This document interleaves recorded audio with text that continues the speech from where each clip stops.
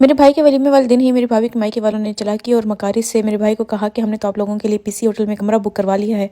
آپ اپنی دلہن کو لے کر وہیں چلے جاؤ، کچھ دن وہاں پر رہو، آپس میں ٹائم اسپینڈ کرو اور انڈرسٹینڈنگ کریٹ کرو۔ جس پر میری امی کو بہت غصہ آیا، لیکن میری ماموں نے میری امی کو خاموش کروا دیا اور انہیں بولا کہ ابھی وقت ایسا نہیں ہے کہ آپ کسی بات پر ریئیکٹ کریں۔ بہرحال 2 دن بعد جب میرا بھائی میری بھابھی کو لے کر واپس آیا تو اس کا رویہ بہت ہی مختلف سا تھا۔ اس نے امی اور مجھ سے بات بھی نہیں کی اور نہ ہی میری چھوٹی بہن سے بات کی۔ شادی کے وقت تک جو بھائی ہمارے صدقے واری جا رہا تھا، 2 دن میں ہی وہ اتنا بدل گیا تھا کہ ہم سوچ بھی نہیں سکتے تھے۔ میری بھابھی کے گھر آنے کے بعد جب ہم لوگوں نے بولا کہ ہماری کچھ رسمیں ہیں، کچھ رواج ہیں، تو میری بھابھی نے ان کو ماننے سے صاف انکار کر دیا۔ ہر بات اپنی منواتی گئی لیکن ہماری کوئی بات نہ سنی اور نہ مانی۔ میری بھابھی نے شادی کے پہلے ہی دن سے میرے بھائی کے ساتھ یہ شرط رکھی تھی کہ آپ مجھے روز میرے والدین کے گھر لے کر جائیں گے، لیکن وہی بھابھی جب میرا بھائی ہمارے ساتھ بیٹھتا یا میری امی سے بات کرتا تو وہ منہ بنا لیتی یا پھر لڑنے جھگڑنے لگ جاتی۔ میری وہ بھابھی نہ تو پڑھی لکھی تھی، نہ اس کو کوئی کام آتا تھا۔ اس نے ہنسنا، بولنا، چلنا، کھانا بنانا ہر چیز مجھ سے سیکھی تھی، لیکن ریئیکٹ ایسے کرتی تھی جیسے اس کو سارا کچھ پہلے سے آتا تھا، اور نہ ہی اس کے گھر والے اس کو کوئی خاص ویلیو دیتے تھے۔